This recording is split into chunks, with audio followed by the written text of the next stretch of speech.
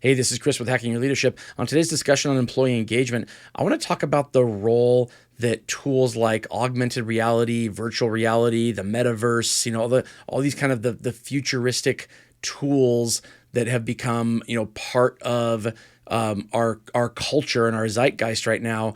I want to talk about the way that these will change how leaders interact with teams. And I think it's important to talk about because, all of those tools, there is a seemingly productivity slash business component to them, and then there's an entertainment slash fun component to them. And I think on a lot of teams and a lot of organizations and a lot of leaders, that kind of split is looked at from purposes of work versus not work. And so if I'm really into those types of tools and I'm a leader of people, then I might, play video games on them at home. I might, watch movies on them, when I'm not at work. But when I'm interacting with my team, I'm looking at it from the perspective of, okay, how do I use these tools to interact with my teams from a standpoint of productivity or, getting more work done. And I think there can be an overlap here where the way that a lot of these tools can impact leaders and teams positively is in how leaders use these tools, not just to drive more productivity, but from a standpoint of how do we drive better culture and engagement and fun. Yeah, I think that there's so much in technology that we can utilize to do more things to build community, to build culture, to personalize the workplace, to be able to recognize great work in a much more unique and personal way. I just think that there's a lot of things. I think about all the tech that we use to just mess with each other, to create memes, to make pictures dance around, to do face swap, like all these funny things that we do in the space of technology. When you take now in AR and VR into the workplace, we tend to only think about it from like, how do we use this to be more productive at work? And I think there's a big space here to say like, well, how can we use this to actually build better culture and make it more personal and have more fun with the team? And when you're thinking about employee engagement, those are the types of things that I think we overlook and should spend some more time digging into from a leadership standpoint. And so I think it's something that we're just now at the beginning of what could this possibly look like. But as these technologies roll out into our everyday work days, that's when we need to start to figure out like, what can we do to utilize them to either create more engagement or more interaction amongst each other in a fun and engaging way. I think that's the power of some of this technology. Yeah, I'm thinking back to, the probably almost 20 years ago now, which is crazy to think, when the Nintendo Wii first came out. I think it's probably 06, 07, somewhere in that neighborhood. And I was with a team of people who we all created our own, Nintendo Wii, the Wii little person that you create. And we made it look like ourselves. And we did team building exercises where we would do, the Wii fitness stuff, or we'd have competitions for different sports. And you were playing with your little, Wii character that you created. And it wasn't, it wasn't, related to productivity or the business. It was just kind of having fun, and it wasn't presented as team building. It was just kind of like, hey, you want to challenge somebody that you work alongside to do this.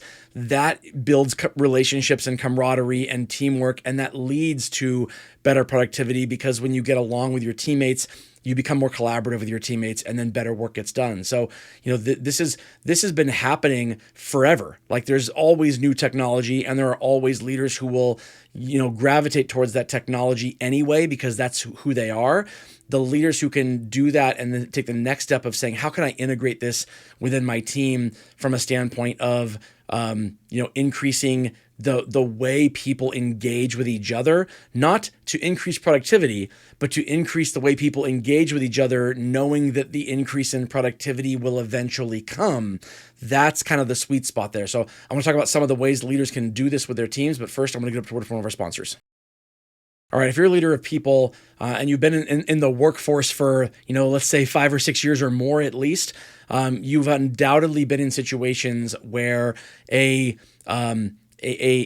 thing that could have been fun ended up not being fun because it was presented as a team building exercise, or as a kind of a top down structured way of, getting people to have fun with each other, that wasn't organic or didn't feel organic. And you've probably also been in situations where you've had interactions that did feel organic because they were organic. If you're a leader of people, it's very important that you don't cross that line. It's very important that when you're trying to integrate things like this, or use these tools to interact with your team better, that it doesn't start from I'm the leader, this is what we're all going to do now.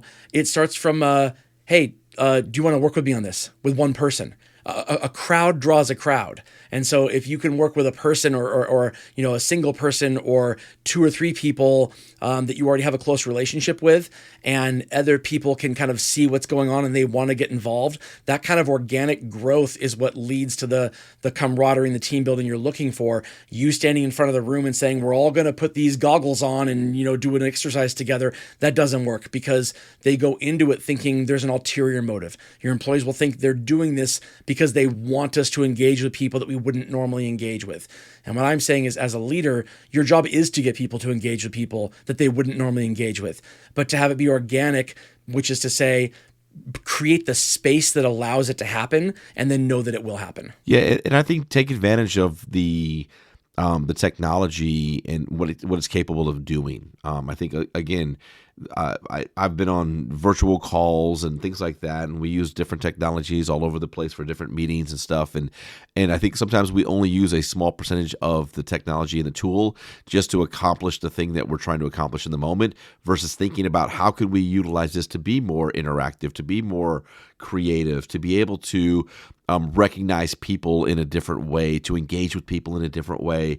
And I think that's something that, thinking about, AR, VR, metaverse, virtual communication platforms, whatever they might be, there are ways to utilize them that will allow you to engage with teams in a different way, and will create the spaces that I think will make it more fun and more of an opportunity to make people feel seen and heard, and